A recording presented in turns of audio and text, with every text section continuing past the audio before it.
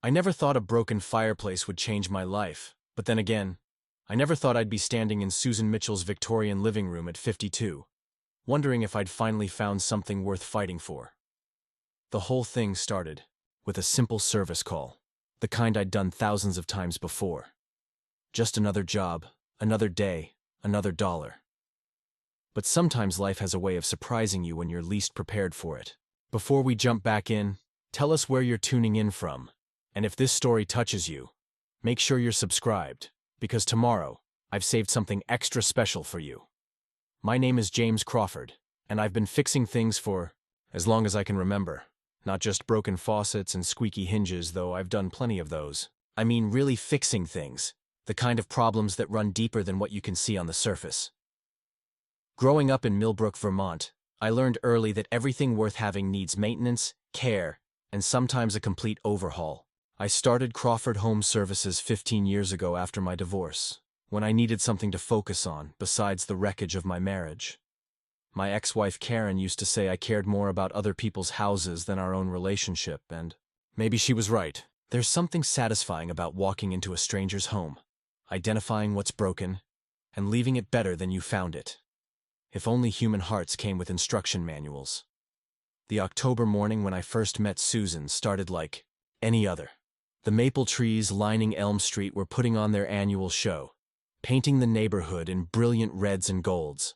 I pulled my truck up to 47 Elm Street, a gorgeous Victorian that had seen better days, but still held onto its dignity like an aging movie star. The wraparound porch sagged slightly, and the paint was peeling in places, but the bones were good. You could tell this house had stories to tell. I knocked on the front door, toolbox in hand, expecting the usual routine. Fix the fireplace, collect the payment, move on to the next job. But when Susan opened that door, something shifted in the air around me. She wasn't what I expected. Maybe it was the way she smiled, a little hesitant but genuine. Or how she tucked a strand of silver-streaked hair behind her ear. She wore a simple blue sweater and jeans, no makeup, but there was something luminous about her that made me forget what I was supposed to say. "You must be James," she said, her voice carrying just a hint of nervousness. "I'm Susan. Thank you for coming out so quickly." I managed to find my voice, though it came out rougher than I intended. "No problem. Let's take a look at that fireplace." She led me through the house, and I couldn't help but notice how she'd made the place her own. Books were stacked everywhere, not in a messy way, but like she actually read them.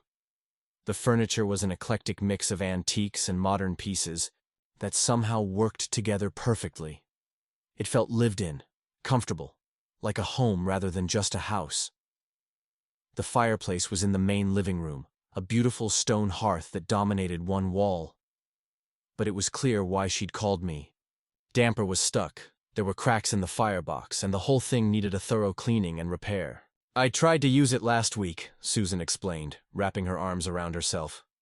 "Nearly smoked myself out of the house. The previous owners said it worked fine, but I'm beginning to think they hadn't used it in years." I knelt down and started my inspection, running my hands along the stones, checking the flue, testing the damper mechanism. "It's definitely seen better days, but it's nothing I can't fix. These old fireplaces, they just need someone who understands how they work." "Story of my life," she said quietly, and something in her tone made me look up. She was staring at the fireplace with an expression I recognized, the same look I'd seen in the mirror plenty of times. It was the look of someone who felt broken and wasn't sure they could be fixed. "I moved here 3 months ago," she continued, settling into the armchair across from where I was working. "Bought this place sight unseen, which everyone said was crazy. But I needed a fresh start, and there's something about this house that spoke to me." I kept working, but I was listening. In my line of work, you learn that sometimes people need to talk while you fix their problems. Like the physical repair somehow makes the emotional stuff easier to handle. "I've always loved old houses," she went on. "There's something about their history, their character. They've weathered storms, sheltered families, seen joy and sorrow. They endure." "That's a nice way to put it," I said, testing the damper. Again, it was completely seized up. "What brings you to Millbrook? We don't get many newcomers, especially not ones who buy Victorians." She laughed, but it wasn't entirely happy. "Divorce. The kind that makes you question everything you thought you knew about yourself. I spent 25 years being somebody's wife, somebody's mother, somebody's everything. And then one day, I woke up and realized I didn't know who I was anymore. I stopped what I was doing and really looked at her. There was pain there, sure, but also something else. Determination, maybe. Strength that had been tested and proven. Kids? I asked. 2. Both grown and living their own lives. My daughter thinks I've lost my mind, buying a house in a small town where I don't know anyone.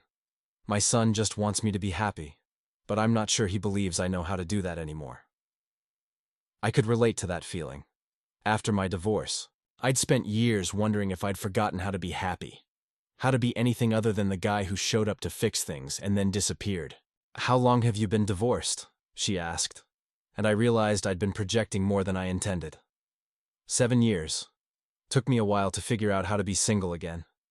Any kids? Nope. Karen and I tried for a while, but it wasn't meant to be. Probably for the best, considering how things ended. We fell into a comfortable silence while I worked. There was something easy about being around Susan, like we'd known each other longer than 20 minutes. I found myself taking my time, with the initial inspection, not wanting to rush through the job. "So what's the diagnosis, doctor?" she asked, and I caught the smile in her voice. "Well, the good news is that the structure is solid. The bad news is that pretty much everything else needs work. The damper's completely seized, the flue needs cleaning, and I'll need to replace some of the fire brick. It's going to take a few days to do it right." "A few days?" "I could slap a Band-Aid on it and have you burning logs tonight, but you just have the same problems again next month. These old fireplaces, they need to be restored properly, or they'll never work the way they're supposed to." She considered this, and I found myself hoping she'd say yes to the full repair. Preparing and narrating this story took us a lot of time, so if you are enjoying it, subscribe to our channel. It means a lot to us. Now, back to the story. Not just because I needed the work, but because I wanted an excuse to come back, to continue whatever this conversation was.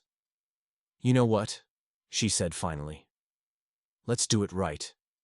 I'm tired of half measures and temporary fixes. I want this fireplace to work the way it was meant to work."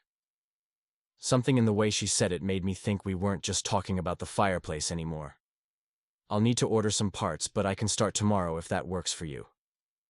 "That would be perfect. I work from home, so I'll be here." As I packed up my tools, I found myself reluctant to leave. Susan walked me to the door, and I turned back one more time. "What kind of work do you do?" I asked. "I'm a freelance writer. Articles, blog posts, the occasional travel piece. It's not glamorous, but it pays the bills and gives me the freedom to live anywhere I want." "That's why you could move to Millbrook." "Exactly. After the divorce, I realized I could live anywhere. So I threw a dart at a map and ended up in Vermont." I laughed. "Seriously?" "Not literally, but close. I wanted somewhere with real seasons, real community, real character. Somewhere I could start over and figure out who I am when I'm not trying to be someone else's idea of perfect." Standing there on her porch, surrounded by the golden light of autumn, I felt something I hadn't experienced in years. Hope, maybe, or possibility. Whatever it was, it made me want to stick around and see what happened next. "I'll see you tomorrow morning," I said. "We'll get that fireplace working for you." "I'm looking forward to it." As I drove away, I couldn't stop thinking about what she'd said about starting over, about figuring out who you are when you're not trying to be someone else's idea of perfect. At 52, I'd gotten comfortable with my routine, my small circle of friends, my predictable life. But sitting in Susan's living room, I'd felt something stirring that I'd thought was long dead. That night, I called my sister Lisa, the one person who'd always been able to see through my attempts to play it cool. "You sound different," she said before I'd even finished telling her about the job. "Different how?" "I don't know. Lighter, maybe. More like the old James, before everything went south with Karen." Lisa had never liked my ex-wife, though she'd been too polite to say so until after the divorce. She'd always said Karen tried to make me into someone I wasn't, someone more conventional, more predictable. "It's just a job, Lisa." "Uh-huh. Tell me about her." I found myself describing Susan in more detail than I'd intended. talking about her laugh, her honesty, the way she'd made that big old house feel like home. Lisa listened without interrupting, which was unusual for her. "James," she said when I finished, "when's the last time you talked about a woman like that? Like what? Like she matters?" I couldn't answer that question, mainly because I knew the answer and it scared me. It had been years since anyone had mattered, since I'd allowed anyone to matter. After Karen, I'd convinced myself that I was better off alone, that relationships were just another thing that could break and need fixing. But there was something about Susan that made me want to take that risk again.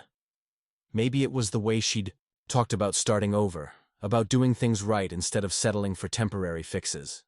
Or maybe it was simpler than that. Maybe I was just tired of being alone. The next morning, I showed up at Susan's house with a truck full of supplies and a nervousness I hadn't felt since high school. She answered the door in paint-splattered clothes, her hair pulled back in a messy bun. "Sorry about the mess," she said, leading me inside. "I decided to tackle the guest bedroom while I wait for you to work your magic on the fireplace." The house smelled like fresh paint and possibility. I could see where she'd been working, transforming a bland beige room into something warm and welcoming, with soft green walls and white trim. "You do good work," I said, genuinely impressed. "Thanks. I'm not a professional, but I'm learning. YouTube University, you know?" I laughed, remembering my own early days of figuring things out through trial and error. "Mind if I ask you something?" she said as I started laying out my tools. "Shoot." "Yesterday, when you were talking about fixing this fireplace properly, doing it right instead of just slapping a Band-Aid on it, you sounded like you were speaking from experience, not just professional experience." I stopped what I was doing and looked at her. She was perceptive. I'd give her that. "You could say that. I spent most of my marriage trying to fix problems with temporary solutions, thinking that if I just worked harder, tried harder, things would eventually work out. Turns out some things can't be fixed with the wrong tools. Or the wrong approach," she said quietly. "Exactly." We worked in comfortable silence for a while, me dismantling the old damper mechanism while she painted trim in the next room. Every so often she'd appear in the doorway to check on my progress, and we'd chat about the house, the town, the weather. Easy conversation that felt natural, unforced. Around noon she brought me a sandwich and a cup of coffee, and we sat on the front porch steps to eat. "Can I ask you something personal?" she said, and I nodded.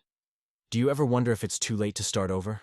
Really start over, I mean? Not just change jobs or move to a new town, but become a completely different version of yourself?" The question caught me off guard, mainly because I'd been asking myself the same thing lately. "How do you mean?" "I spent so many years being who I thought I was supposed to be that I'm not sure I know who I actually am anymore. Does that make sense?" It made perfect sense. After my divorce, I'd gone through a similar identity crisis, wondering if the person I'd been in my marriage was the real me or just a role I'd been playing. "I think it makes sense," I said carefully. "But I also think maybe we're more resilient than we give ourselves credit for. Maybe starting over isn't about becoming someone completely different. Maybe it's about finding your way back to who you were before life convinced you to be someone else." She looked at me with an expression I couldn't quite read. "That's very wise for a guy who fixes fireplaces." "I fix a lot more than fireplaces," I said, surprised by my own boldness. Something passed between us in that moment, an understanding that we were talking about more than just personal growth and second chances. We were talking about possibility, about taking risks, about being brave enough to hope for something better. That afternoon, as I worked on rebuilding the damper mechanism, Susan settled into her chair with a laptop and worked on an article about small-town life in Vermont. Every so often, she'd ask me questions about local history or traditions, and I found myself sharing stories I hadn't thought about in years. "You really love this place," she observed. "I do. It's not perfect, but it's home. People here look out for each other, you know? There's something to be said for that." I'm beginning to see that. My neighbor Carol brought over a casserole yesterday, and I haven't even met half the people on this street yet. Carol Henderson owned the hardware store downtown and served as the unofficial welcome committee for new residents. She was also the town's primary source of gossip, which meant that by now, Everyone in Millbrook probably knew about Susan's divorce and her cross-country move. "Carol's good people," I said. "Just don't tell her anything you don't want the whole town to know by dinner time." Susan laughed. "Too late. I already told her about my ex-husband's midlife crisis and his 25-year-old yoga instructor." Ouch, that's rough. You know what the worst part was? It wasn't even the betrayal, really. It was realizing that I'd spent so many years trying to be the perfect wife that I'd forgotten how to be myself. When he left, I looked in the mirror and didn't recognize the person staring back at me. I could hear the pain in her voice, but also something else. Relief, maybe. Like she'd been carrying this burden alone for too long. "What did you do?" "I cried for about a month. Then I got angry. Then I got a lawyer and a real estate agent, and decided to start over somewhere nobody knew me as Tom's wife or the kid's mom. Somewhere I could just be Susan and figure out what that means." "And how's that working out so far?" She was quiet for a long moment, and I wondered if I'd pushed too hard. "Ask me in a few months," she said finally, "but I'm starting to think it was the right decision." By the end of the day, I'd made good progress on the fireplace, but I was nowhere near finished. As I packed up my tools, I found myself hoping it would take longer than expected. "Same time tomorrow?" Susan asked. "If that works for you." "It works for me." As I drove home that evening, I realized that for the first time in years I was looking forward to tomorrow. Not just because I enjoyed the work, but because I was enjoying the company. Susan was unlike anyone I'd met in Millbrook, or anywhere else for that matter. She was honest in a way that was both refreshing and a little scary, willing to acknowledge her flaws and failures without making excuses. That night, I found myself thinking about what she'd said about starting over, about finding your way back to who you were before life convinced you to be someone else. Maybe she was onto something. Maybe it wasn't too late to take some risks, to hope for something more than just getting through each day. Maybe it was time to stop playing it safe and see what happened when I opened myself up to possibility again. The next 3 weeks fell into a rhythm that I hadn't expected, but found myself craving. Every morning, I'd pull up to Susan's house with my tools and whatever parts had arrived, and she'd greet me at the door with fresh coffee and that smile that made my chest tighten in ways I'd forgotten were possible. The fireplace repair had grown more complex than either of us anticipated, but neither of us seemed in any hurry to finish it. Susan worked at the kitchen table most mornings, typing away at articles about everything from Vermont maple syrup farms to small-town festivals. She had this way of asking questions that got people to open up, to share stories they probably hadn't told anyone else. I found myself talking to her about things I'd never discussed with anyone, not even my sister Lisa. Like the time she asked me why I'd become a contractor in the first place. I was replacing some of the damaged fire brick that afternoon, my hands covered in mortar dust, when she looked up from her laptop and said, "You talk about fixing things like it's more than just a job. What got you started?" I paused, trowel in hand, thinking about how to answer that. Most people assumed I'd fallen into the work because it was practical, reliable, something you could always make money doing. But the truth was more complicated. "My grandfather," I said finally. "He was a carpenter, built half the houses in this town back in the 60s and 70s. When I was a kid, maybe 8 or 9, he let me help him rebuild the back steps on our house. I remember watching him measure twice, cut once, how he'd run his hand along a piece of wood to check for imperfections. He said good work was about more than just getting the job done.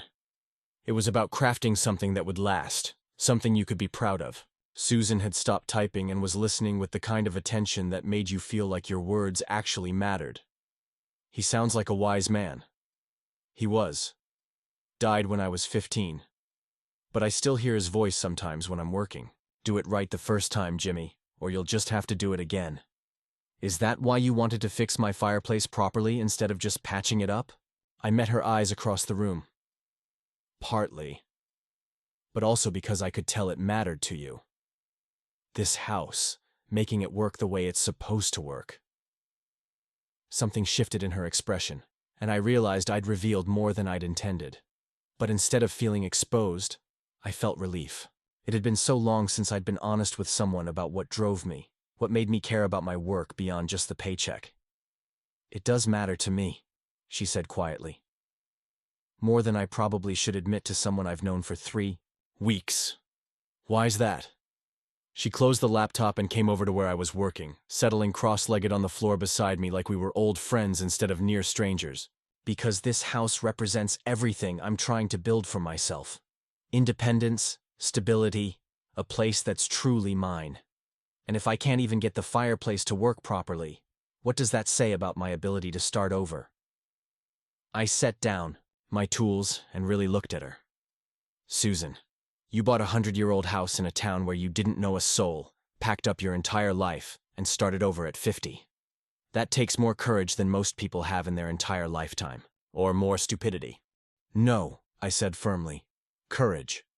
I've lived in this town my whole life, and I've seen people get stuck in situations they hate because they're too scared to change anything. You didn't just change something. You changed everything. She was quiet for a moment, picking at a loose thread on her jeans. My daughter thinks I'm having some kind of breakdown. She keeps calling to check on me, asking if I'm eating enough, sleeping enough, taking my vitamins. Like I'm an invalid instead of someone who's finally taking control of her life. What does your son think? Michael's more supportive, but I can tell he worries too. He keeps asking if I'm lonely, if I've made any friends yet. I think he pictures me sitting alone in this big house, talking to the walls. Are you? Lonely, I mean. She considered the question seriously, which I appreciated. So many people would have given an automatic answer, either overly cheerful denial or dramatic self-pity. Sometimes, she said. But it's a different kind of lonely than I felt in my marriage. This is chosen solitude, if that makes sense. I'm alone because I want to figure out who I am without someone else's expectations shaping me. That loneliness feels productive, hopeful. The other kind just felt empty. I understood exactly what she meant. After my divorce, I'd gone through a phase where I was surrounded by well-meaning friends trying to set me up, drag me to social events, convince me that what I needed was to get back out there. But the loneliness I felt in those crowded rooms was infinitely worse than the solitude I found in my own home.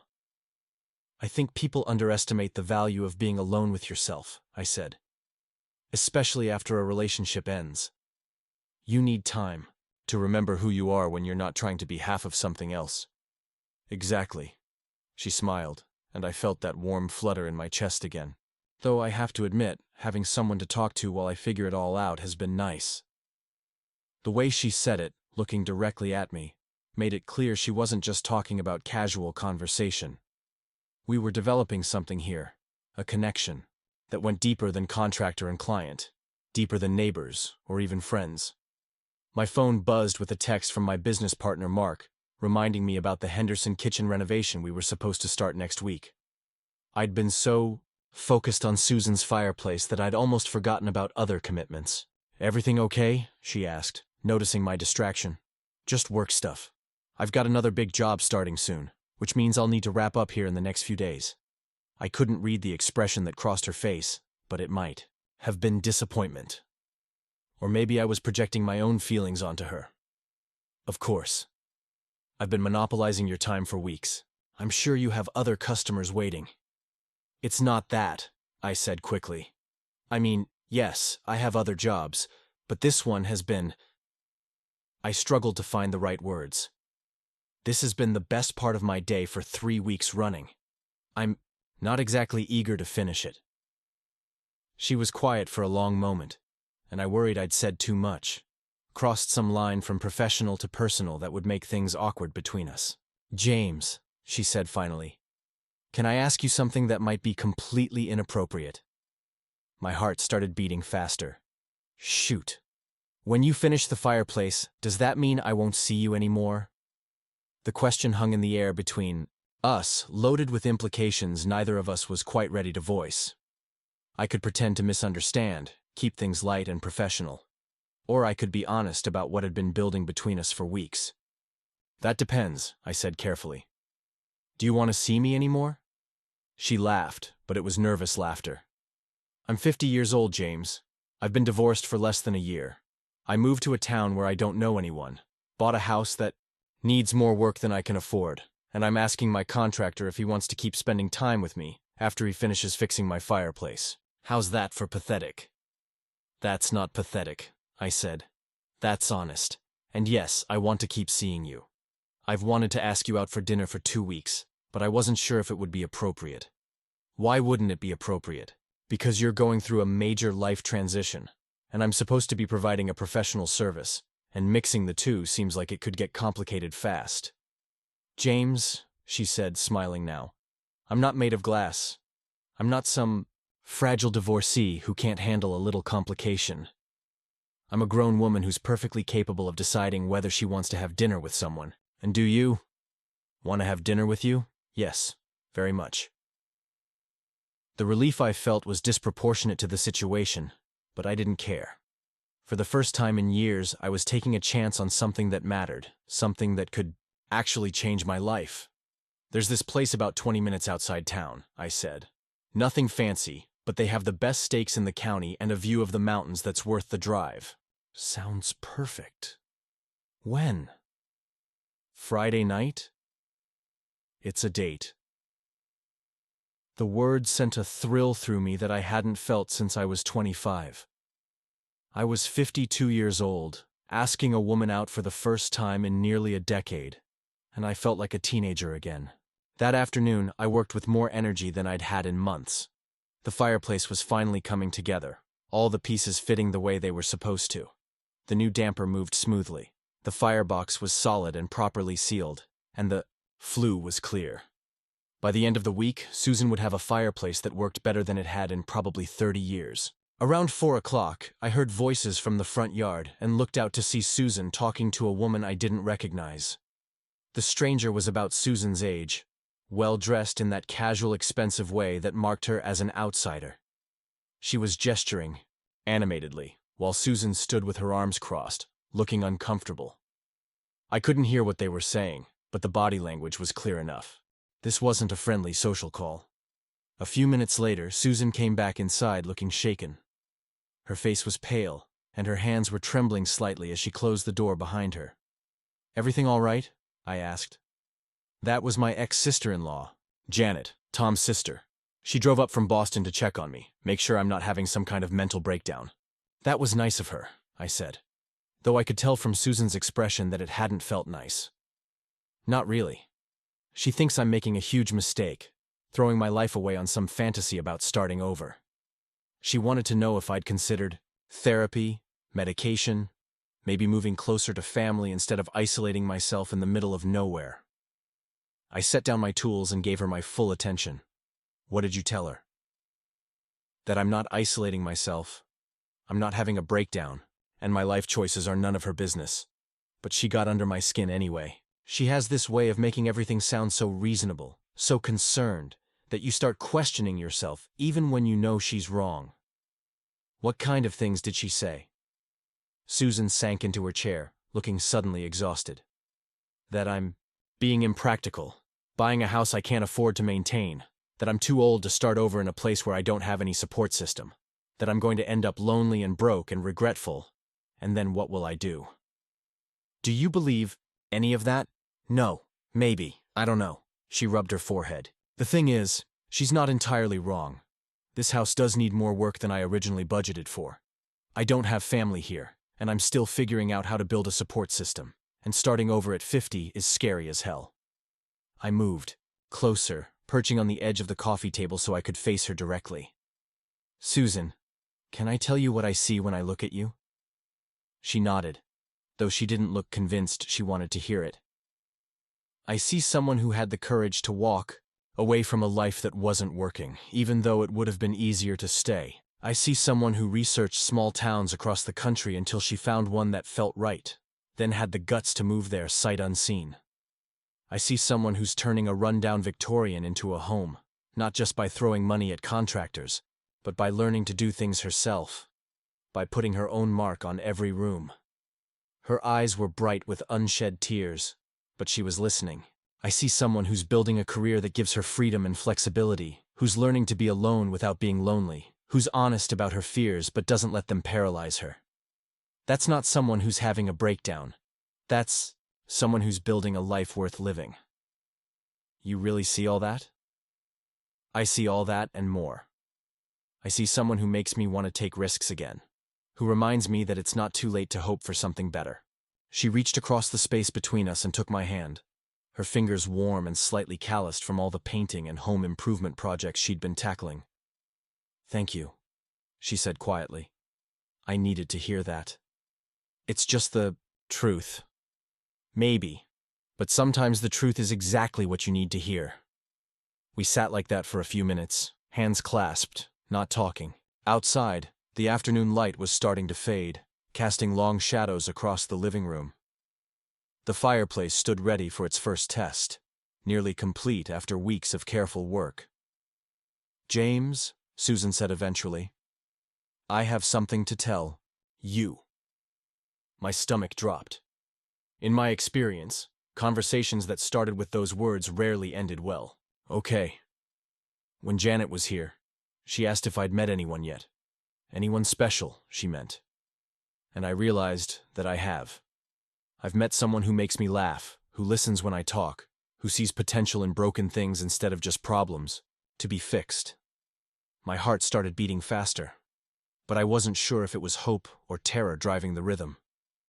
She asked if I was getting involved with anyone inappropriate, and I told her that depended on how you defined inappropriate. Because if caring about someone who treats you with respect and kindness is inappropriate, then yes, I suppose I am. What did she say to that? She said I was vulnerable and making poor decisions, that I was projecting gratitude onto the first man who paid attention to me, that I was confusing loneliness with attraction. The words stung, even though they were coming from someone I'd never met, someone whose opinion shouldn't matter to me at all. Do you think she's right? Susan looked at me with an expression I was learning to recognize, the same look she got when she was working through a difficult article or trying to solve a problem with the house. She was thinking it through carefully, honestly. "No," she said finally. "I know the difference between gratitude and attraction, between loneliness and connection. What I feel when I'm with you isn't desperation or rebound neediness. It's possibility. It's hope. It's the feeling that maybe the best parts of my life aren't behind me after all." I squeezed her hand, feeling something loosen in my chest that I hadn't realized was tight. "For what it's worth," I said, "I feel the same way. I've been going through the motions for years, telling myself I was content with my small, predictable life. But being here with you, working on your fireplace, talking about everything and nothing, has reminded me what it feels like to actually live instead of just existing." So we're both having some kind of midlife awakening? Maybe. Or maybe we're just two people who found each other at the right time, when we were both ready to take a chance on something real. I like that better. Me too. As I packed up my tools that evening, I felt a sense of anticipation that had nothing to do with the fireplace repair and everything to do with Friday night dinner. Whatever was happening between Susan and me, it was worth exploring, worth the risk of complications and awkward moments and all the messy uncertainty that came with opening your heart to someone new.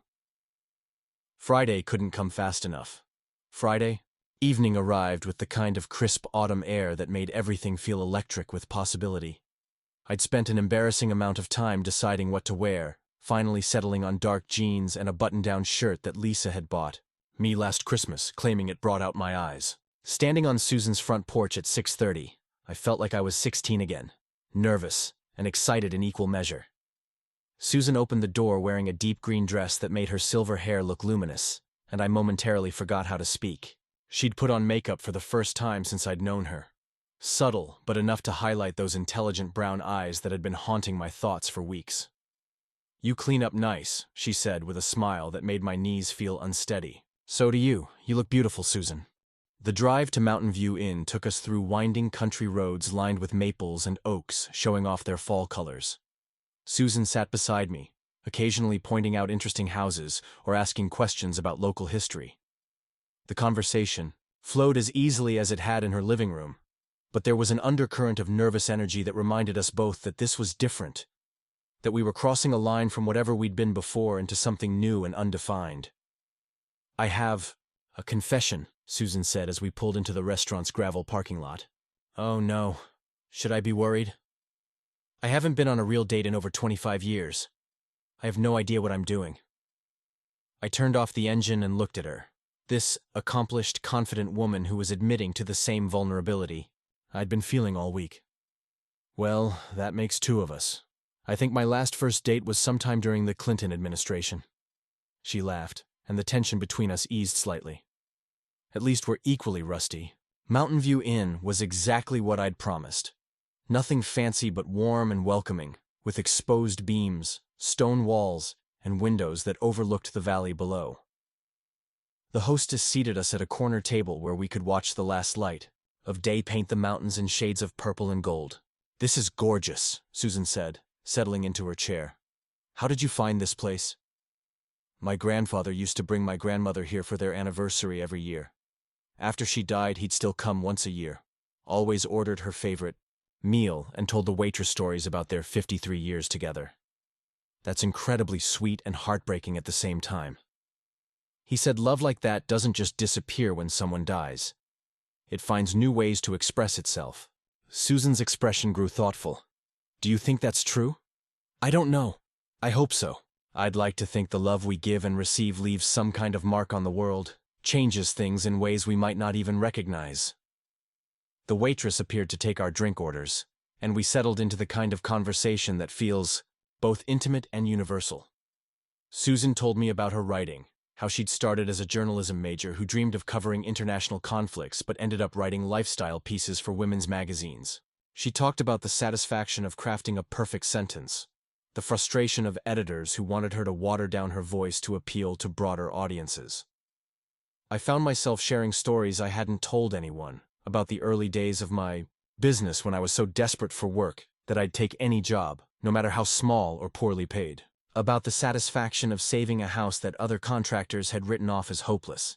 The way a successful restoration felt like bringing something back from the dead. "You talk about houses like they're living things," Susan observed, "over our appetizers. In a way they are. They have personalities, histories, quirks that you have to understand if you want to work with them properly. Your Victorian, for instance. She's a grand old lady who's been through some rough patches but still has good bones. She just needed someone who appreciated her craftsmanship, instead of trying to modernize her into something she was never meant to be." "Is that why you specialize in older homes?" "Partly, but also because I like the challenge of solving problems that are 50 or 100 years old. Modern construction is all about efficiency and cost-cutting. These old houses were built by craftsmen who took pride in their work, who built things to last for generations, like your grandfather." "Exactly like my grandfather." The main course arrived, and we continued talking as darkness settled over the valley outside.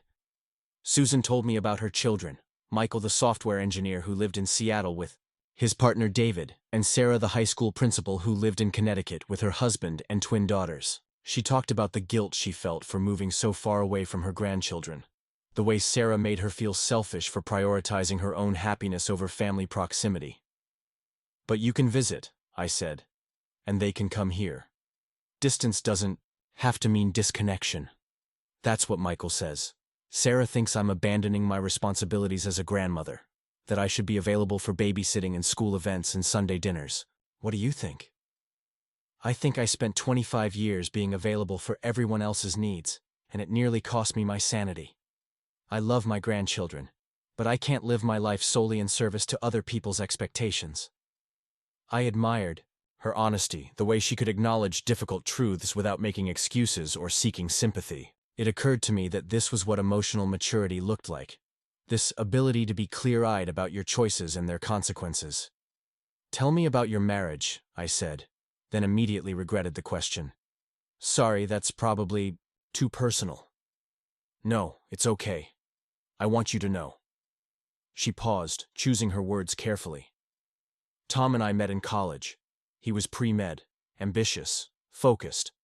I was impressed by his drive, his certainty about what he wanted from life. We got married right after graduation, and I put my career plans on hold to support his residency, then his fellowship, then his practice." "Do you regret that?" "Not entirely. We had good years, especially when the kids were young. But somewhere along the way, I stopped being a person and became a role. The doctor's wife, the kid's mother, the woman who organized charity events and dinner parties and made sure everything looked perfect from the outside." "When did it start falling apart?" "Honestly, years before either of us admitted it. We were living parallel lives, checking boxes, going through the motions. When Tom started his affair, I was hurt, but not really surprised. We'd been strangers living in the same house for a long time. I reached across the table and covered her hand with mine. I'm sorry you went through that. The worst part wasn't the betrayal. It was realizing that I'd lost myself so completely that I didn't know how to be angry about it. I'd forgotten what I wanted, what made me happy, what my own voice sounded like. Is that why you moved here? To find your voice again? Among other things. I wanted to see if I could build a life that felt authentic, that belonged to me, instead of being shaped by someone else's expectations. And how's that going? She smiled, and I felt that familiar flutter in my chest. Better than I expected, especially lately. The way she looked at me when she said it made my heart race. We were definitely flirting now, moving from friendly conversation into something more charged, more intentional. Can I ask you something? She said. Anything. Why haven't you remarried? You're attractive, successful, clearly capable of commitment. I find it hard to believe you've been single by choice for 7 years. I laughed, but it came out a little bitter. You give me too much credit. The truth is, after Karen, I convinced myself I was better off alone. Safer, anyway. Safer how? Less chance of disappointment. Less risk of discovering that I'm not as good at relationships as I thought I was. What made you think you weren't good at relationships? It was a fair question, one I'd been avoiding for years. Karen used to say I was emotionally unavailable, that I cared more about work than I did about our marriage. She said I used fixing other people's problems as a way to avoid dealing with my own. Do you think she was right? I considered this, rolling the question around in my mind like a stone I'd been carrying for too long. Partly, maybe. I do throw myself into work when things get complicated. But I also think we wanted different things, and neither of us was brave enough to admit it until it was too late. What did you want that she didn't? Simplicity, I guess. Quiet evenings at home, conversations that didn't feel like negotiations, a life that wasn't constantly being measured against other people's achievements. And what did she want? Status, social connections, a husband who looked good at dinner parties and said the right things to the right people. I'm not that guy. Susan squeezed my hand. Good. I've had enough of guys who are good at dinner parties. The waitress brought dessert menus, but neither of us was really thinking about food anymore. The restaurant had emptied out around us, leaving us in our own private bubble of candlelight and possibility. James, Susan said quietly, I need to tell you something. My stomach tightened. In my experience, conversations that started with those words rarely ended well. When Janet was here yesterday, she didn't just question my judgment about moving to Vermont. She specifically asked about you. About me? She wanted to know if I was getting involved with my contractor, if I was making decisions based on loneliness rather than logic. She made it sound sordid, like I was some desperate divorcee throwing herself at the first man who paid attention to her. I felt a flash of anger at a woman I'd never met. What did you tell her? I told her that my personal life was none of her business. But after she left, I started questioning myself. Was I reading too much into our friendship? Was I projecting feelings that weren't really there? And what conclusion did you reach? That Janet's opinion doesn't matter, that I'm perfectly capable of distinguishing between gratitude and attraction, between loneliness and genuine connection. I'm glad you figured that out, because I was starting to worry that I was the only one feeling this thing between us. You're definitely not the only one. The admission hung in the air between us, loaded with implications that both excited and terrified me. We were officially acknowledging that this was more than friendship, more than a professional relationship, that had gotten unexpectedly personal. So, where does that leave us? I asked. I don't know. I'm not ready for anything serious and I don't want to complicate your life or mine. But I also don't want to pretend that what I feel when I'm with you isn't real. What do you feel when you're with me? She was quiet for a long moment, and I could see her choosing her words carefully. Safe, she said finally. Not safe like boring or predictable, but safe like I can be myself, without worrying about whether I'm measuring up to some impossible standard. And interested. I haven't felt intellectually or emotionally curious about someone in years. Anything else? Hopeful. Like maybe the best parts of my life aren't behind me after all. I felt something loosen in my chest, a knot of anxiety I'd been carrying since our first conversation about dinner. For what it's worth, I said. I feel all of those things too. Plus a few others that are probably inappropriate to mention on a first date. She laughed, and the sound filled something hollow inside me that I hadn't realized was empty. Such as? Such as the fact that I've been thinking about kissing you for 2 weeks, and it's becoming a serious distraction from my work. Well, we can't have that. Think of your professional reputation. Are you mocking my dedication to quality craftsmanship? Never. I have the utmost respect for your attention to detail. The flirting was getting dangerous now, charged with an energy that made the air between us feel electric. I was 52 years old, sitting in a restaurant with a woman I'd known for less than a month, and I felt more alive than I had in years. Susan, I said, would it be completely inappropriate if I kissed you goodnight when I take you home? It would be completely inappropriate, she said, smiling. I'm looking forward to it. The drive back to her house passed in comfortable silence, both of us lost in our own thoughts about what the evening had meant, where we were headed, what came next. When I walked her to her door, I felt that same nervous excitement I'd experienced as a teenager, the sense that something important was about to happen. Thank you for dinner, she said, turning to face me on the porch, and for listening and for making me remember that taking risks can be worth it. Thank you for taking a chance on dinner with your contractor. Just my contractor? Just your contractor who's been thinking about you every day for 3 weeks and hoping you might be thinking about him too. I have been thinking about you. More than I probably should. I stepped closer. Close enough to smell her perfume, to see the flecks of gold in her brown eyes. Susan, I know this is complicated, and I know we're both figuring things out as we go. But I want you to know that what I feel for you isn't gratitude or loneliness or rebound anything. It's genuine attraction to an incredible woman who makes me want to be braver than I've been in years. James, she said softly, reaching up to touch my cheek. Shut up and kiss me. So I did. And it was everything I'd imagined it would be, and nothing like I'd expected, soft and urgent and full of promise. When we finally broke apart, both of us were breathing hard, and I had to resist the urge to pull her closer. That was worth waiting for, she said. Definitely worth waiting for. Will I see you tomorrow? For the fireplace, I mean. The fireplace should be finished by tomorrow afternoon, but if you're asking whether you'll see me after that, the answer is yes, if you want to. I want to. Good. Because I'm not ready for this to end.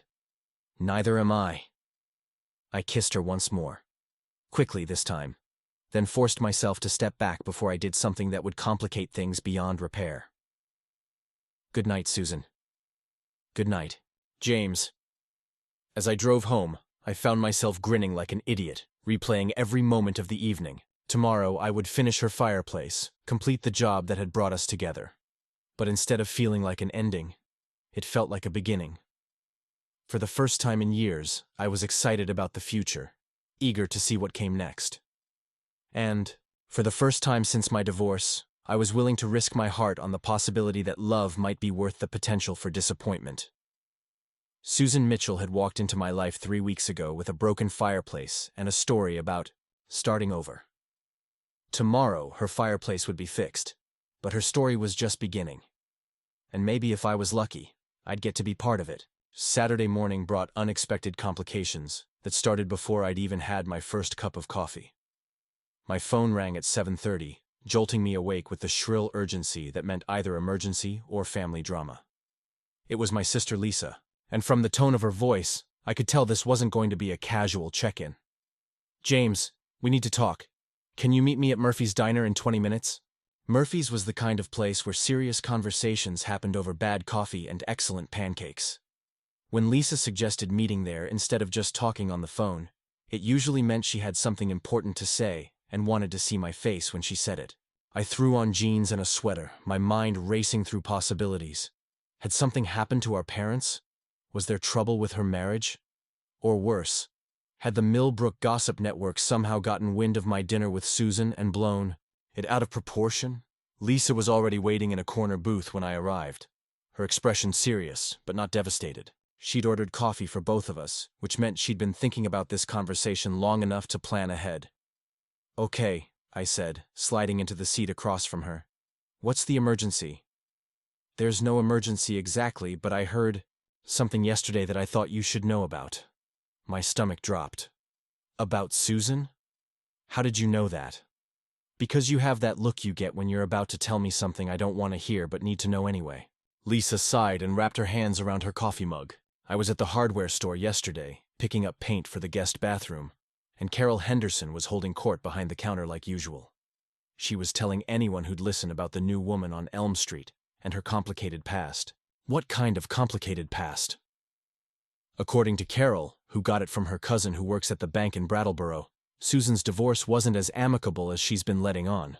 Apparently there was some kind of financial mess, accusations of hidden assets, lawyers getting nasty. The whole thing dragged on for almost 2 years. I felt a protective surge that surprised me with its intensity. So what? Divorces get messy. That doesn't make Susan a bad person. I'm not saying it does. But there's more. Carol also heard that Susan's ex-husband is some kind of prominent doctor in Boston, and he's been telling people that she had a nervous breakdown, that she's unstable and vindictive. Carol Henderson heard this from her cousin who works at a bank? That's 3 degrees of separation from anything resembling facts. I know the source isn't reliable, but James, the whole town is talking. And some of the things people are saying aren't very nice. I rubbed my forehead, feeling the beginnings of a headache. Small-town gossip was like wildfire, spreading fast and burning everything in its path. By Monday, half of Millbrook would probably believe that Susan was some kind of dangerous lunatic who'd moved here to escape scandal. What exactly are people saying? That she's probably here under false pretenses.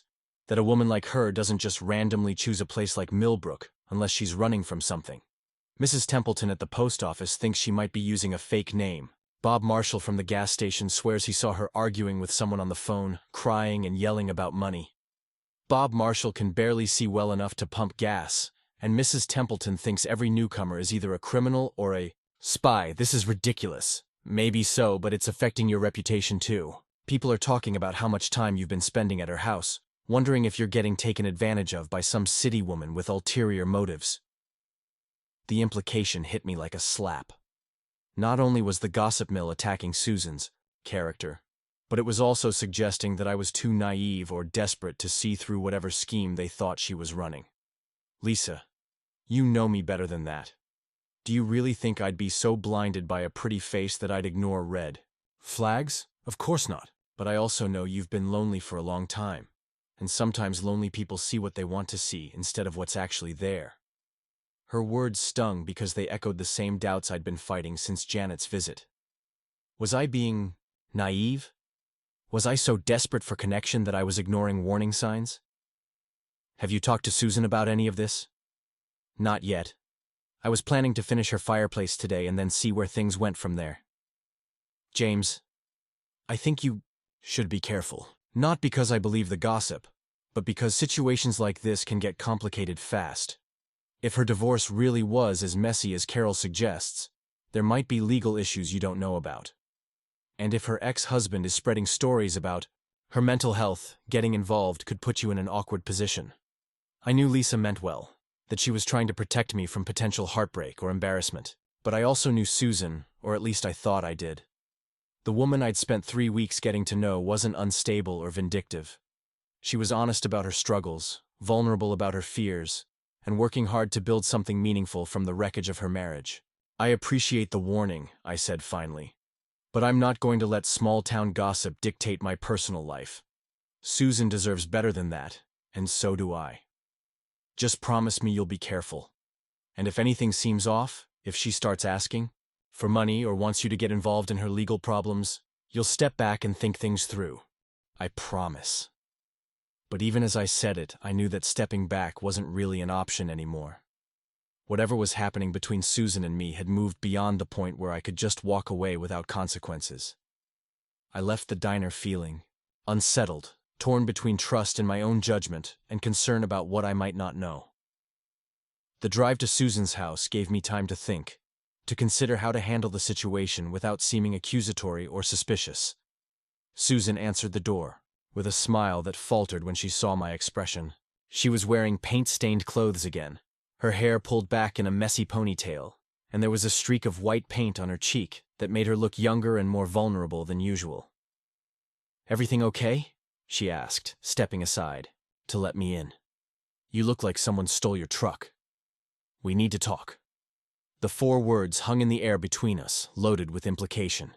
Susan's face went pale, and I realized how ominous that must have sounded after the previous night's dinner and kiss. "About last night?" "No. Last night was perfect. This is about something else." I told her about my conversation with Lisa, about the gossip circulating through town, about the stories her ex-husband was apparently spreading. Susan listened without interrupting, her expression growing more strained with each detail. When I finished, she was quiet for a long moment, staring at the floor. "I was wondering when this would catch up with me," she said finally. "So it's true?" "Some of it. The divorce was ugly. Much uglier than I've been letting on. Tom didn't just have an affair.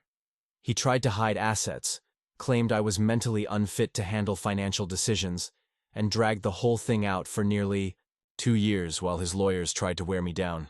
I felt a mixture of relief and concern. Relief that she was being honest with me. Concern about what other details she might have omitted. "Why didn't you tell me this before?" "Because I wanted to leave all that behind. I wanted to be just Susan, not the bitter ex-wife with a complicated legal history. And because I was afraid that if you knew how messy things got, you'd think I was damaged goods." "Susan, I don't care about your divorce being complicated. What bothers me is that you felt like you couldn't tell me the truth." "I was going to tell you. I just wanted to wait until we knew each other better, until you could see who I really am instead of just my worst moments." I could understand that impulse, the desire to present your best self to someone new, but it also raised questions about what other important details she might be holding back. "Is there anything else I should know? Any other surprises that might come up?" She met my eyes directly, and I could see her weighing how much to reveal. "Tom is vindictive and persistent. When he found out I'd moved to Vermont, he hired a private investigator to check up on me. That's probably how the information got to Carol's cousin at the bank. He's having you investigated? He wants to prove that I'm unstable, that the judge made a mistake in the property settlement. If he can demonstrate that I'm making poor decisions or getting involved in questionable situations, he might be able to reopen the case." The implications of this hit me like a punch to the gut. Not only was Susan dealing with ongoing harassment from her ex-husband, but my relationship with her could potentially be used as ammunition against her. "Susan, if getting involved with me puts you at legal risk, then we need to step back and think about this. Is that what you want? To step back?" The question hung between us, loaded with everything we'd been building over the past month. I looked at this woman who'd been brave enough to start over at 50, who'd been honest about her fears and vulnerabilities, who'd trusted me enough to let me into her life despite the complications. "No," I said finally. "That's not what I want. But I need to know what I'm getting into, what we're both getting into. Tom can hire all the investigators he wants. I'm not doing anything wrong by building a new life or caring about someone who cares about me. And if he tries to use our relationship against me, I'll fight him just like I fought him during the divorce." There was steel in her voice that I hadn't heard before, a strength that reminded me why I'd been drawn to her in the first place. This wasn't a woman who would be easily intimidated or manipulated. "What about the town gossip? Are you prepared for that? I've survived worse than small-town busybodies. Have you?" It was a fair question. I'd lived in Millbrook my entire life, built my business on my reputation for reliability and discretion. Having my personal life become the subject of speculation could affect my work, my standing in the community. But as I looked at Susan, remembering the way she'd felt in my arms the night before, the way she made me laugh and think and hope for things I'd given up on, I realized that some things were Worth fighting for. I guess we're about to find out. James, I understand if this is too complicated for you. I know you didn't sign up for drama and legal problems and vindictive ex-husbands. If you want to finish the fireplace and walk away, I'll understand. Is that what you want? No, but I also don't want to drag you into a mess that's not your fault. I moved closer to her, close enough to see the flecks of gold in her brown eyes, close enough to smell the faint scent of paint and vanilla that seemed to follow her around. Susan, I'm 52 years old. I've been playing it safe for 7 years, keeping my head down, avoiding complications. And what do I have to show for it? A successful business, a comfortable routine, and a loneliness that was eating me alive. I reached up to wipe the streak of paint from her cheek, letting my hand linger against her skin. You asked me yesterday what I felt when I was with you. I told you safe and interested and hopeful. But there's something else. I feel brave. For the first time in years, I feel brave enough to take a risk on something that matters. Even if it gets messy. Especially if it gets messy. The best things in life usually are. She smiled then, the first real smile I'd seen from her since I'd delivered the news about the gossip. You know, when I bought this house, everyone said I was making a mistake. Too big, too old, too much work. But I fell in love with its potential, with what it could become if someone was willing to put in the effort. And I think I might be falling in love with more than just the house. The words hung in the air between us, brave and vulnerable and terrifying. I felt my heart speed up, felt that familiar flutter of hope and fear that came with crossing into uncharted territory. Susan Mitchell, I said softly. Are you telling me you're falling in love with your contractor? I'm telling you that I'm falling in love with a man who sees potential in broken things, who isn't afraid of hard work, and who makes me believe that starting over at 50 might be the best decision I ever made. I kissed her then, right there in her paint-splattered living room with the afternoon sun streaming through the windows and the smell of fresh primer in the air. It was different from the night before, less tentative and more certain. A kiss that felt like a promise and a beginning all at once. When we broke apart, both of us were breathing hard, and I could see my own hope reflected in her eyes. So what do we do now? She asked. Now we finish your fireplace, and then we figure out how to handle whatever comes next, together. Together. Sounds good. It sounds perfect. As I gathered my tools to complete the final phase of the fireplace restoration, I realized that Susan had been right about potential. Sometimes the things that seem most broken, most complicated, most risky are exactly the ones worth fighting for. And sometimes, if you're lucky and brave enough to see it through, they become the most beautiful things in your life. 3 months later, I stood in Susan's living room watching the first snow of winter drift past the windows, while a fire crackled warmly in the restored fireplace. The sound of Susan's laughter drifted from the kitchen where she was attempting to teach my sister Lisa her grandmother's recipe for apple cider cookies, a process that involved more flour on the counters than in the mixing bowl. The gossip mill had eventually moved on to other scandals, as it always did in small towns. Mrs. Patterson's son had gotten arrested for public intoxication. The mayor's wife had started selling essential oils through one of those pyramid schemes, and the new pastor at First Baptist had raised eyebrows by suggesting that church potlucks should include healthier options. Susan's complicated divorce became old news, relegated to the occasional whispered comment that lost its sting through repetition. Tom's private investigator had indeed filed a report, complete with photographs of Susan and me having dinner, walking hand in hand through downtown Millbrook, and sharing what the report primly described as public displays of affection. Tom's lawyer had tried to use this as evidence of Susan's poor judgment and instability, arguing that a woman who would get romantically involved with her contractor while dealing with emotional trauma was clearly not competent to manage significant assets. The judge had been less than impressed with this line of reasoning, particularly when Susan's lawyer pointed out that her relationship with me had begun months after the divorce was finalized, that I was a respected local businessman with no criminal record, and that falling in love was hardly evidence of mental incompetence. The motion to reopen the case was denied with prejudice, and Tom was ordered to pay Susan's legal fees. The irony, Susan had told me later, is that Tom's harassment actually helped our relationship. Nothing brings two people together faster than having to defend their right to be together. She was right about that.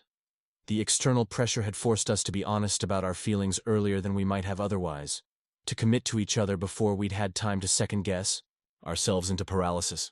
By the time the legal dust settled, we'd already weathered our first major crisis as a couple and come out stronger.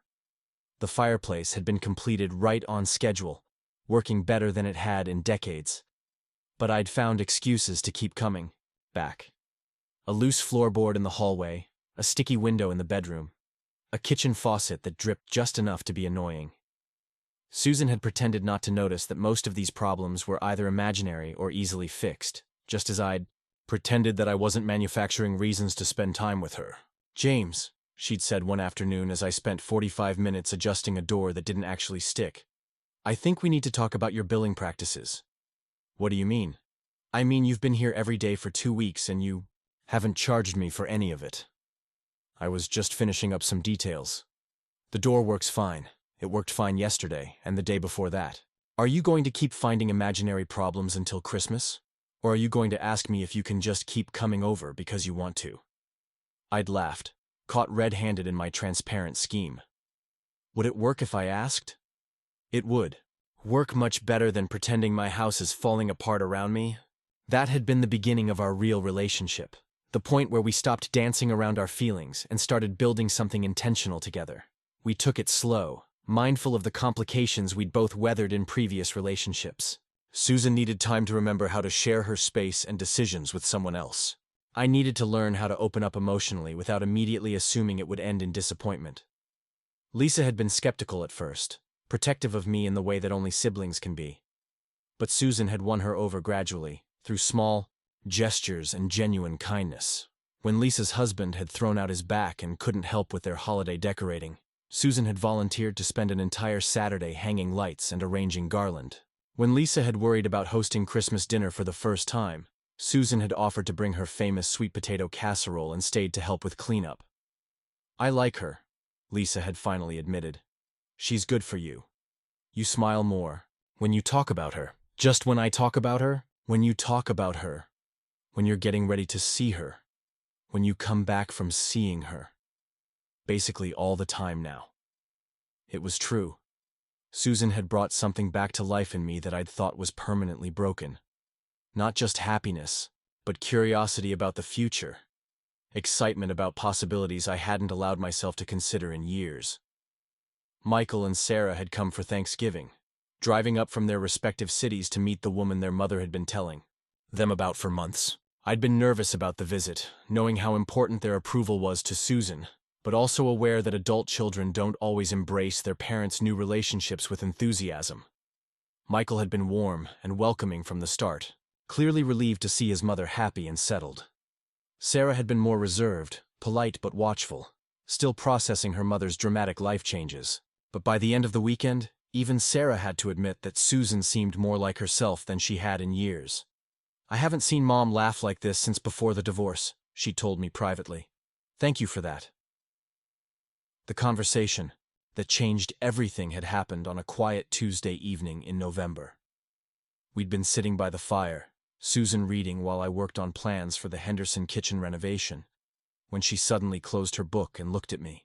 "James, can I ask you something?" "Always." "Where do you see this going? Us, I mean." It was the question I'd been expecting and dreading in equal measure.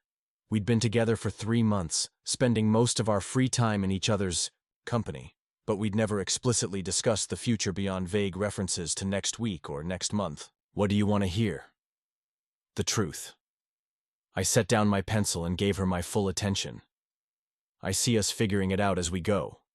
I see you finishing the renovations on this house, and me helping when you'll let me. I see holidays with your kids and quiet evenings like this one. I see us taking trips together, maybe visiting places you've written about. I see getting old together and arguing about whose turn it is to add wood to the fire." "That sounds nice. What do you see?" "I see all of that, but I also see potential complications. You've lived in this town your entire life. Your business is here, your family, your whole support system. I'm still figuring out where I belong, what I want to do with the next chapter of my life. Are you thinking about leaving? Not leaving exactly, but maybe not staying permanently either. I got an offer last week to do a travel writing assignment in Europe, 6 months covering small towns and local traditions. It's the kind of opportunity I used to dream about. My heart sank, but I tried to keep my expression neutral. That sounds like an amazing opportunity. It is, but it would mean leaving right when we're building something together. Susan, you can't turn down your dream job because of a relationship that's only 3 months old. Can I? You'd resent me for it eventually. Or I'd resent myself for passing it up. We sat in silence for a while, both of us staring at the fire and thinking about futures that suddenly seemed less certain than they had an hour earlier. What if, I said finally, you didn't have to choose? What do you mean? What if I came with you? She turned to stare at me, clearly not having considered this possibility. James, you can't just abandon your business for 6 months. Mark's been wanting more responsibility. This could be a good test run for him taking over more of the day-to-day operations. And I've been thinking lately that maybe it's time for me to take some risks, to see more of the world than just Vermont. You would really do that? Leave everything here to follow me around Europe?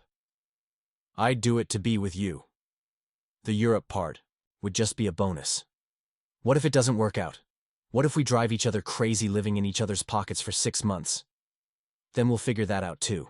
But Susan, I'd rather take the risk of it not working out than live with the certainty of letting you go. She was quiet for a long time, and I could see her working through the implications, the logistics, the possibilities.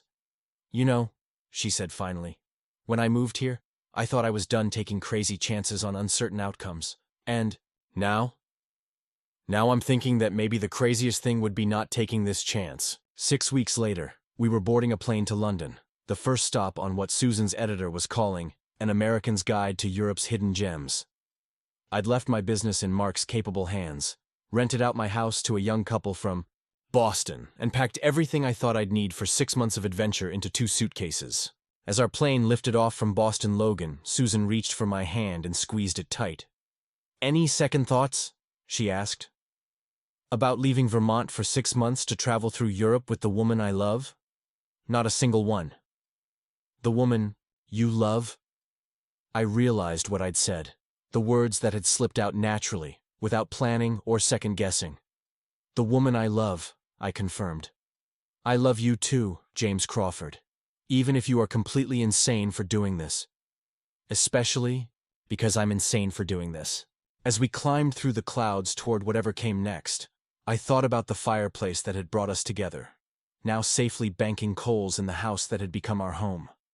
I thought about the courage it had taken for Susan to start, over at 50, and the courage it had taken for me to believe that it wasn't too late for second chances.